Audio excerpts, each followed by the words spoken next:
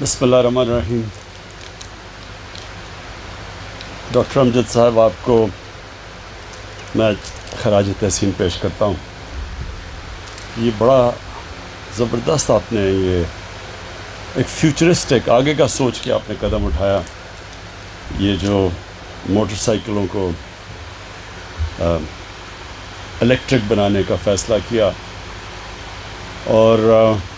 میں اپنی ٹیم کو، حماد اظہر آپ کو اور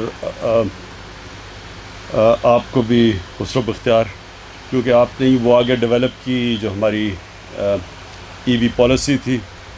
اور اس کے تحت پھر ایک آگے فیوچر کا پلان دے دیا آپ نے سب کو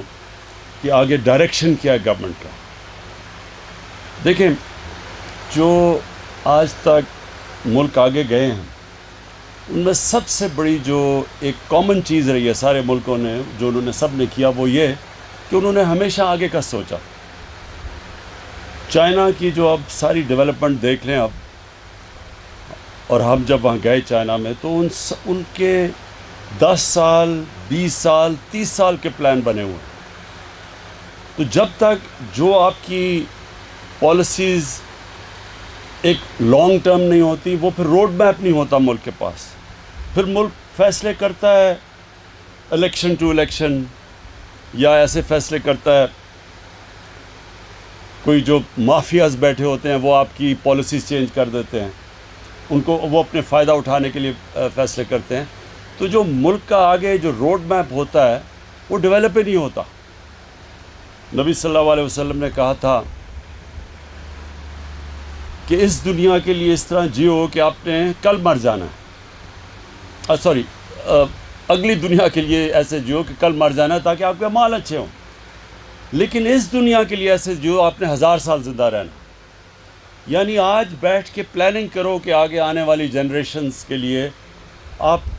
کس طرح کا ملک چھوڑ کے جائیں گے، ملک کو کیا مسئلے آ رہے ہیں، یہ کیسے حل ہوں گے۔ تو یہ جو ہماری کلین اور گرین پاکستان، اور اس کے اندر ہی فٹ ان ہوتی ہے آپ کی یہ الیکٹرک وہیکلز کی پالیسی، یہ اسی کا حصہ ہے۔ جب آپ یہ فیصلہ کریں گے کہ ہم نے اپنے ملک کی ہوا بھی صاف رکھنی ہے، ہم اپنے پانی اور دریا صاف رکھنے ہیں، ہم نے اپنے شہروں کو صاف رکھنا ہے، تو اس کے لیے کیا آپ کو قدم اٹھانے پڑیں گے؟ جس طرح ہم نے اب 10 بلین ٹری سونامی، درخت اگانے پڑیں گے ملکوں میں۔ پاکستان بدقسمتی سے وہ ملک ہے جس میں سب سے کم ٹری کور ہے، درختوں کا جو ہمارے اس ملک میں جنگلات ہیں وہ سب سے کم ہے، ہندوستان کے ہمارے سے زیادہ ہے۔ اور جو انگریز جنگلات چھوڑ کے گیا تھا وہ بھی ہم نے کم کر دیے، ان کو بھی تباہ کر دیا۔ تو ایک تو ہم یہ درخت اگا رہے ہیں، پھر نیشنل پارکس اپنے علاقے بچا رہے ہیں، کیونکہ آبادی تیزی سے بڑھ رہی ہے، تو جو ہرے علاقے ہیں وہ بچا رہے ہیں۔ شہروں کے اندر اب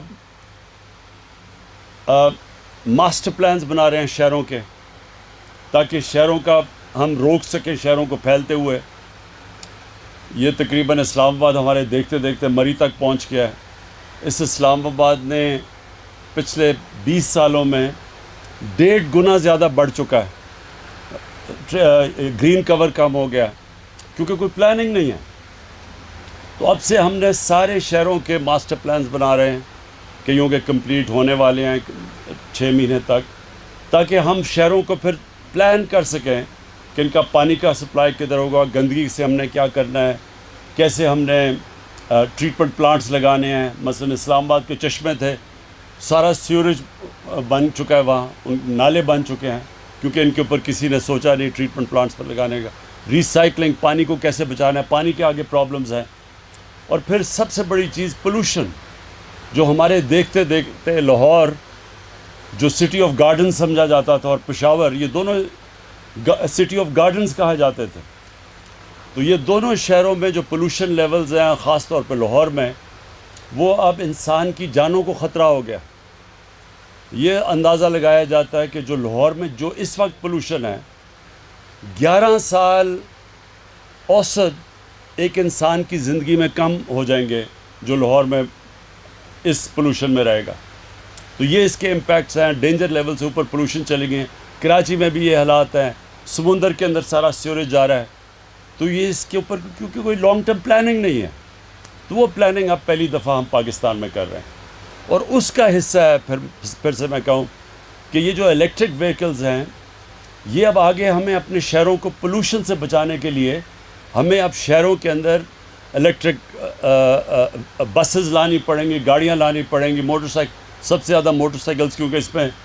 زیادہ استعمال ہوتا ہے، زیادہ ان کی انٹینسٹی زیادہ ہوتی ہے، تو یہ بڑا اچھا پازیٹیو سٹیپ ہے۔ اب اس کا ایک دوسرا پہلو ہے، ہم نے جو اور اپنے اوپر ظلم کیا کہ جو اللہ نے اس ملک کو اتنی نعمتیں بخشیں،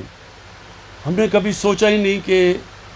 یہ جو اللہ نے نعمتیں بخشی تھی ان سے فائدہ اٹھایا جائے، کیونکہ آسان راستے لے لیے، شارٹ کٹس لیے، امپورٹ چیزیں کر لیں، آسان تھا نا، امپورٹ کر لی، اس پہ پیسے بھی بن جاتے تھے، لیکن جو اس کا نقصان کیا ہوا کہ جو بھی خسرو نے بات کی کہ جو را مٹیریل پاکستان میں ہے اس کو ہم نے کبھی نہیں سوچا کہ ہم اس را مٹیریل کو اس کو استعمال کریں، تو ساری چیزیں امپورٹ کرنے شروع کر دی ہیں، آسان راستہ ہے، لیکن اس کا نقصان یہ ہے کہ ملک غریب ہوتا جاتا ہے، ویلتھ کریشن ہوتی نہیں ہے۔ جب آپ امپورٹ زیادہ کرتے ہیں، جو انہوں نے ابھی بات کی بیلنس آف پیمنٹ، خسرو یہ لوگوں کو سمجھا بھی دیں بیلنس آف پیمنٹ ہوتا کیا، عام لوگوں کو نہیں سمجھ آتی اس کی، مطلب یہ کہ ڈالر زیادہ جب ملک میں آنا شروع ہوں بنسبت کے ملک سے باہر جو ڈالر جا رہے ہوں، اگر زیادہ ملک میں ڈالر آئیں گے آپ کا ملک امیر ہو جائے گا، اگر آپ کے ملک میں سے زیادہ ڈالر باہر جا رہے ہیں اور کم ملک میں آ رہے ہیں وہ غریب ہو جائے گا۔ تو چائنا کی جو ساری ڈیولپمنٹ تھی وہ ایکسپورٹ لیڈ تھی، انہوں نے ایکسپورٹس بڑھائی تو ڈالرز ان کے ملک میں زیادہ آئے، انہوں نے دنیا کو زیادہ مال بیچا، ملک میں زیادہ ڈالرز آئے، اور اس لیے دیکھتے دیکھتے چائنا اب ایک اکنامک جائنٹ بن گیا۔ تو ہمارے تو کبھی کسی نے اس کے اوپر توجہ ہی نہیں دی، ایک چھوٹا سا سنگاپور ہے ہمارے، دیکھتے دیکھتے پاکستان کی آج تاریخ میں سب سے زیادہ ایکسپورٹس ہوئی ہیں اس سال، تو ہم 26 ارب ڈالر ہماری ایکسپورٹس ہے، سنگاپور کی کوئی 300 ارب ڈالر ایکسپورٹس ہیں، اس کی 50 لاکھ آبادی ہے، کیونکہ انہوں نے سوچ سمجھ کے پلاننگ کی کہ اگر ہم نے اپنی دولت میں اضافہ کرنا ہے تو ہمیں زیادہ چیزیں باہر بیچنی پڑیں گی بنسبت کے باہر سے امپورٹ کرنی پڑیں گی۔ تو ہمارا یہ بس اب جو اگلا اب ہمارا یہ جو ترقی کا راستہ ہے، اس میں اب ہم نے جو آپ کی موٹر سائیکل کے اندر جتنے بھی کوشش کرنی ہے کہ سارے پارٹس، را مٹیریلز پاکستان میں ہوں، ہمارے پاس سب کچھ ہے یہاں، ہم نے پوری طرح اب ہم پوری پاکستان کا منرل میپ بنا رہے ہیں، معدنیات کا نقشہ سارے پاکستان میں کہ کدھر کدھر کیا چیزیں ہیں، اور آپ کو حیرت ہوگی جب آپ کو یہ پوری طرح پتہ چلے گا تو آپ کو اندازہ ہوگا کہ آپ کا کتنا امیر ملک ہے، اس میں کسی چیز کی کمی نہیں ہے، ہمیں امپورٹس کی ضرورت نہیں ہے کہ ہر چیز امپورٹ کر لیتے ہیں، شارٹ کٹ ہے نا، ہر چیز امپورٹ کر لو، تو یہ نہیں سوچتے کہ وہ تھوڑے سے لوگوں کو تو فائدہ ہوتا ہے جو امپورٹرز ہیں، لیکن ملک کے لیے تو وہ نقصان ہے، کیونکہ آپ کے ڈالر زیادہ باہر جا رہے ہیں، جب زیادہ یہ بھی میں سمجھا دوں، جب آپ کے زیادہ ڈالرز باہر جاتے ہیں اور کم اندر آتے ہیں ملک کے، تو روپے کے اوپر زور پڑتا ہے، جب ڈالر کم ہوتا ہے تو روپے کی قیمت گر جاتی ہے، ڈالر اوپر چلا جاتا ہے، ڈی ویلیویشن جس کو کہتے ہیں، تو جب آپ کا روپے کی قیمت گرتی ہے سب کچھ مہنگا ہو جاتا ہے، غربت بڑھ جاتی ہے، ملک غریب ہو جاتا ہے، تو ہمیں اس لیے سارا اپنا جو سوچ ہے وہ بدلنی ہے، ایک نیا روڈ میپ پاکستان کو دینا ہے، جس نے آگے کا سوچنا ہے، جس نے سب سے پہلے اپنی آنے والی نسلوں کا سوچنا ہے، یہ جو ماحولیات ہے، ہماری انوائرمنٹ ہے، یہ جو گلوبل وارمنگ ہے، یہ جو پاکستان کو متاثر کرتی ہے، پہلی دفعہ اس پیمانے پہ پاکستان جو سٹیپس لے رہا ہے وہ انٹرنیشنلی اکنالجڈ ہیں، مجھے اس کا بڑا فخر ہے کہ دنیا مانتی ہے کہ پاکستان لیڈ ان چند ملکوں میں سے جو لیڈ کر رہا ہے انوائرمنٹ کے اندر، گلوبل وارمنگ کے جو خلاف کیمپین ہے اس کے۔ اب دوسری جو ہماری کیمپین ہے وہ یہ کہ ہم اب ابھی سے اپنی دولت کا ویلتھ کریشن کیسے کریں، دولت میں اضافہ کیسے کریں، وہ کون سے ہم نے اب قدم اٹھانے ہیں کہ اب ہماری اکانومی ماشاءاللہ تیزی سے اوپر جا رہی ہے۔ آگے ہمیں کیا مسئلہ آئے گا؟ ہمیں مسئلہ تب آئے گا کہ اگر ہمارے ملک میں ڈالرز کی کمی ہونی شروع ہو گئی، کیونکہ زیادہ ڈالرز باہر جانے شروع ہو گئے، کرنٹ اکاؤنٹ ڈیفیسٹ ہو گیا، تو یہ ہمارے روکے گا ہماری گروتھ کو،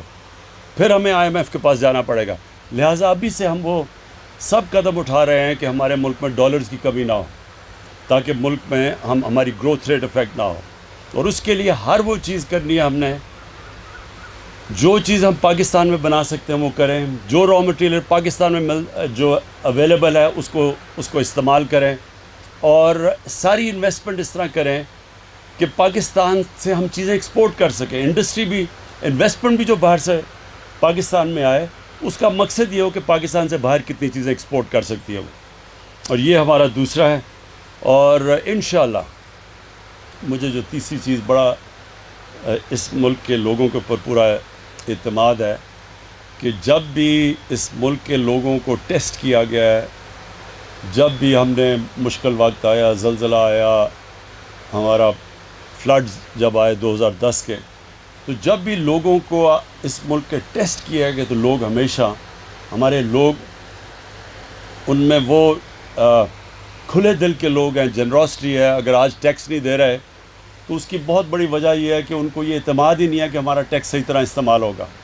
ان کو اب اعتماد بحال کر رہے ہیں کہ ان کا ٹیکس ان کے لیے، اپنے خرچے کم کر رہے ہیں، فضول خرچی کم کر رہے ہیں۔ یہ جو پروٹوکول کے اوپر ہم پیسے خرچ کرتے ہیں، اپنے سے شروع کر رہے ہیں نا، اپنی مثال سے، وہ پروٹوکول کے پیسے